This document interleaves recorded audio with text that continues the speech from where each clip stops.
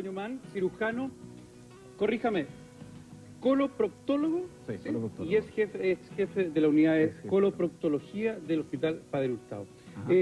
Doctor, el cáncer de colon, decíamos recién, cifra, 2 personas mueren al día, el 59,9% de las personas que fallecen son mujeres. ¿Por qué se da esta diferencia?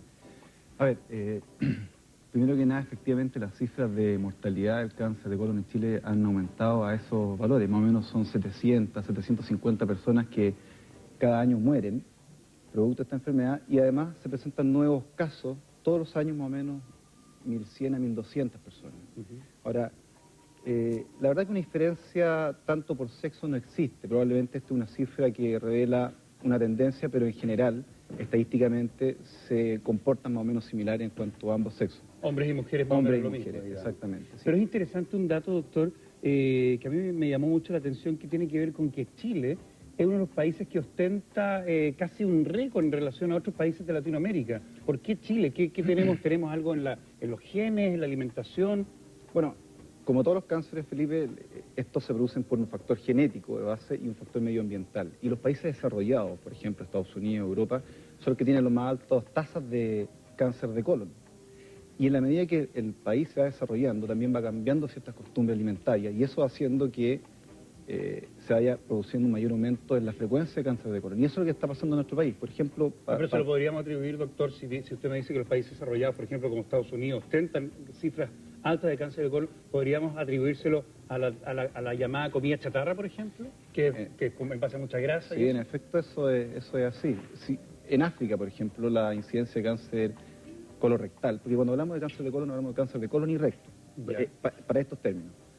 En África la incidencia de cáncer colorectal es bastante baja. Y, por ejemplo, en Japón también es relativamente baja, pero aquellos japoneses inmigrantes que van a Estados Unidos, en que tienen una alimentación distinta, aumenta en ese grupo la frecuencia de cáncer colorectal. Por lo tanto, el factor medioambiental, que fundamentalmente tiene que ver con la parte alimentaria y con ciertos hábitos de vida, es un factor importante en el desarrollo, digamos, de esta Doctor, enfermedad. hablemos un poco de los factores de riesgo del cáncer de colon. Mira, a ver, en pantalla... Tenemos en pantalla ahí.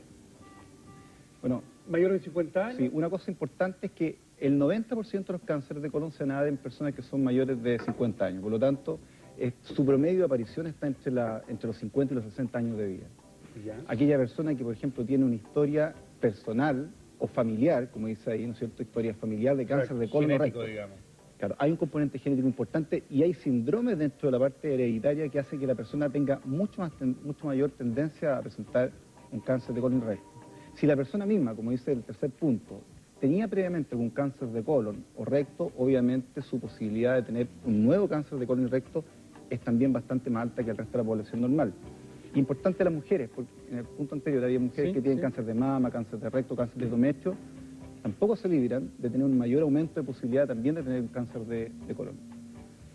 La historia de los pólipos que la persona tenga en colon y recto es sumamente importante. Los pólipos probablemente podemos hablar un segundo, son pequeños tumores benignos que aparecen en el colon y son los precursores del cáncer de colon. Por lo tanto, si la persona tenía pólipos previamente, es muy importante tener ese antecedente porque eso posteriormente puede desarrollar un cáncer de Este punto es colon. interesante, doctor. Historia de colitis ulcerativa.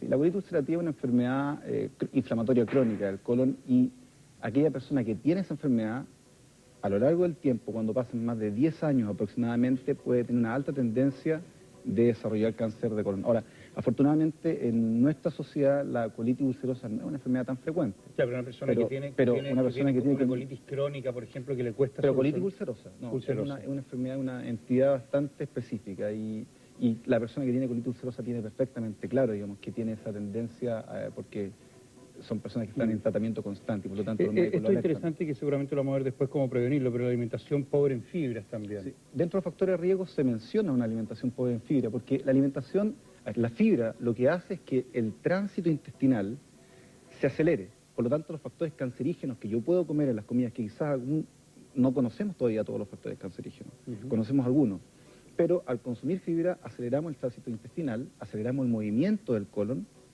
y por lo tanto el tiempo de exposición de los cancerígenos dentro del tubo digestivo es menor. ¿Qué alimento recomendaría que tuvieran fibra? Sí, pero una cosita más, aparte de fibra, tienen antioxidantes y también tienen vitaminas y minerales que también son o juegan un rol protector en la mucosa del colon. Por lo tanto, todas las verduras verdes, como acelga, espinaca, brócoli, lechuga y frutas también de todos los tipos que tienen vitaminas, o sea, todo eso compone los elementos que contienen fibra. Y es extremadamente importante, como te decía Felipe, o sea, importante decir no saltarse las ensaladas y no saltarse los postres, ¿eh? Cuando son con fruta y con verdura. No saltarse, más que eso, o sea, hay que estimular que la población consuma de forma bastante importante ese tipo de alimentos. ¿Qué pasa con la alimentación rica en grasas y carnes rojas, por ejemplo? Bueno, las grasas y carnes rojas contienen, dentro de su composición, o dentro de su metabolito, elementos que pueden ser cancerígenos. Yeah. Y por lo demás, enlentecen el tránsito, el movimiento intestinal, y por lo tanto, hacen que cualquier cancerígeno tenga mayor tiempo de exposición para que actúe dentro de las paredes del colon y pueda desarrollar un cáncer colorectal. Entonces, por lo demás, la alimentación rica en grasas favorece la obesidad, y la obesidad también es un elemento que se ha visto como un factor de riesgo, digamos, en el aumento de cáncer de colon. Hablemos de prevención, doctor. ¿Cómo prevenirlo? ¿Cómo prepararnos para no tener, después de los 50 años, como usted decía, que el 90% de la población podía tener este factor de riesgo de cáncer? ¿Cómo prevenirlo? Y es importante eso, porque el cáncer de colon y recto es curable en un 90% si se diagnostica precocemente. Pero si llegamos en etapa avanzada, más o menos 50% solamente se va a poder mejorar. Perfecto. Por lo tanto, el diagnóstico precoz es fundamental. Y en ese sentido, efectivamente, cualquier persona que tenga... O sea, ahí está consumir ácido fólico, eso en resumidas cuentas, ¿qué es lo que es? Sí, pero básicamente yo diría que los factores que van haciendo que una persona sospeche la presencia de un cáncer de colon son alteración, por ejemplo, en la deposición, en la característica de la deposición, la persona presenta sangrado en su heces. Esa es una buena alerta para ir al médico y examinarse. Alerta. Y no solamente eso, el cambio de frecuencia. Por ejemplo, una persona que antes tenía un tránsito normal y de repente se vuelve más estítica, o bien se vuelve con una mayor frecuencia de ir al baño. ¿Ya? Esos elementos son muy alertadores y la persona tiene que tener atención en ese sentido. Perfecto. Pongamos de nuevo el cuadro que estamos viendo, para prevenir, que es tan importante. ¿Qué es lo que estábamos viendo ahí en pantalla, doctor? Había la forma de prevenir, ¿no es cierto?, ¿sí?, el cáncer.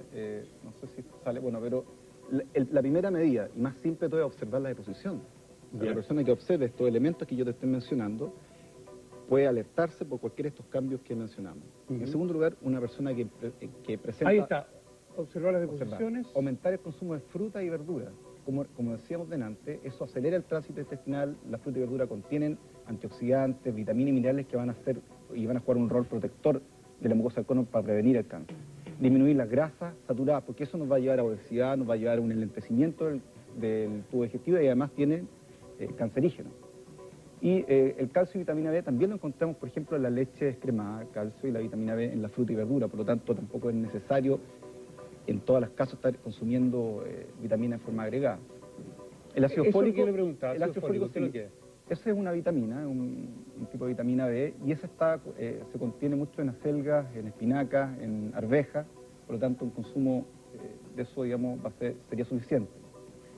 El alcohol también se ha visto que es un factor irritante que puede generar también cáncer al colon. Y obviamente la actividad física, porque la actividad física favorece el movimiento intestinal. Perfecto. Entonces también es un elemento que se ve que aquellas personas que tienen mayor actividad física presentan una disminución en cuanto a la incidencia de cáncer. Doctor, usted decía algo muy importante, que el 90% de los colon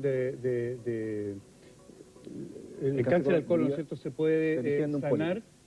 El 90% se puede sanar si es tomado uno tiene, sin tener que se ir al baño y ver lo que usted dijo. ¿Uno puede ir a hacerse exámenes periódicos? Sí, la verdad las cosas es que si una persona supera los 50 años y tiene cualquiera de estos factores de riesgo que mencionamos, lo lógico sería que se evaluara con un médico especialista para que él tomara la decisión de hacerle alguna evaluación, que pueden ser desde un test en deposiciones hasta una colonoscopia. Perfecto. Y la colonoscopia, que es aquel examen en el cual se introduce una manguerita con cámara a través del ano y evalúa todo el colon, el diagnóstico, o es la forma de hacer el diagnóstico de certeza. Doctor, queremos agradecerle mucho su presencia esta mañana, de verdad ha sido bastante esclarecedor, porque es importante tomar las precauciones para después no encontrarse con esto que de verdad puede ser una hecatombe familiar. Así que muchísimas gracias, doctor.